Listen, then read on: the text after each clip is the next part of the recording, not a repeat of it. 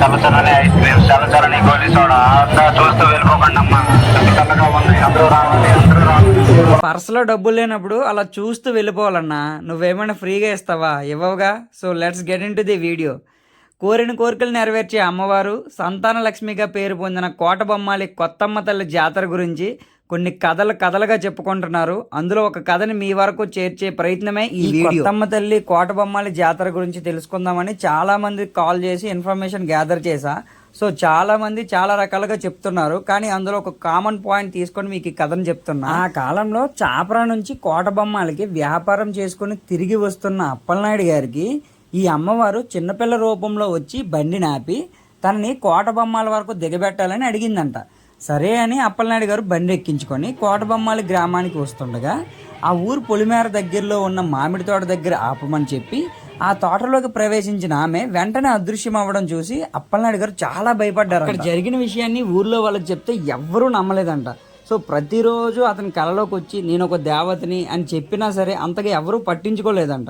So లాస్ట్కి ఏమైందంటే ఊర్లో ఉన్న కోళ్ళు, మేకలు, గొర్రెలు అమ్మవారు వచ్చి రక్తం కొక్కుని చనిపోతుండేవంట. ఏంటి ఇలా అవుతుందని అందరూ ఆలోచనలో పడ్డారు. అప్పుడు అప్పలనాయుడు గారి భార్య మీద అమ్మవారు ఆవహించి, నేను కొత్త అమ్మవారిని, నన్ను చాపరారాజు కొలిచేవాళ్ళు, అతను చనిపోయాక నాకు పూజలు ఏమీ జరగట్లేదు, అందుకే ఈ ఊరిలో వెలిశాను. నేను ఈ ఊరు పొలిమేర దగ్గరలో ఉన్న ఉసిరి చెట్టు, వేప చెట్టు ఉన్న పుట్టలో అక్కడ దగ్గరలో ఉన్న రాళ్లలో నా శక్తి అంతా ఉంది. ఆ రాళ్లనే నా స్వరూపంగా భావించి నన్ను పూజించండి అని అమ్మవారు ఆదేశించారంట. ప్రతి సంవత్సరం పోలార అమావాస్య తర్వాత వచ్చే గురువారం నాడు నా జాతర జరిపించాలి. జంగిడి పెట్టి పూజించి జంగిడిని ఊరు మొత్తం ఊరేగించి నేను ఎక్కడైతే వెలిశానో అక్కడే దించి నాకు ముర్రాట్లు ఇచ్చి జంతుబలిని ఇచ్చి తనను శాంతింపజేయాలని పూజా విధానం మొత్తం చెప్పిందంట. అలా రోజులు గడుస్తున్న కొలది ఆ గ్రామంలోనే కాకుండా చుట్టుపక్కల గ్రామాల నుంచి, అలాగే మన శ్రీకాకుళం జిల్లా నుంచి చాలా మంది ఈ కొత్తమ్మ తల్లిని దర్శించుకోవడానికి, అలాగే సంతానవరం పొందుతామని భావించి చాలా మంది వివిధ రాష్ట్రాల నుండి, ఛత్తీస్గఢ్, ఒరిస్సా నుండి కూడా భక్తులు వచ్చి కొత్తమ్మ తల్లి ఆలయంలో ఎవరికి పిల్లలు పుట్టినా సరే ఇక్కడే మొదటిసారి ఊయల్లో వేస్తారంట.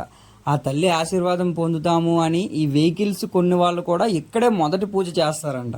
ఈ జాతర 3 రోజులు అవుతుంది. ఈ 3వ రోజు అమ్మవారిని తప్పిడిగుళ్ళు, డప్పు వాయిద్యాలు, తంగిడిలో ఉంచి ఊరు మొత్తం ఊరేగించి ఆ శక్తిని తిరిగి మళ్ళీ ఆలయంలోకి తీసుకెళ్తారు. సార్ జాతర మన కోటబొమ్మాలి జాతర మీరు ఎప్పుడు చూసుండరు, అంత గ్రాండ్గా చేస్తారండి. మొత్తం లైట్ సెట్టింగ్స్, ఎగ్జిబిషన్స్, షాప్స్ మొత్తం చాలా అంటే చాలా బాగా చేస్తారు. మీరు శ్రీకాకుళంలో ఎప్పుడు చూసుండరు, అంత గ్రాండ్గా చేస్తారు. 3 రోజులు జరిగే జాతరలో మార్నింగ్ చాలా కాంపిటీషన్స్ పెడతారు. సంగిడి పోటీలు, district level kabaddi competitions, weight lifting.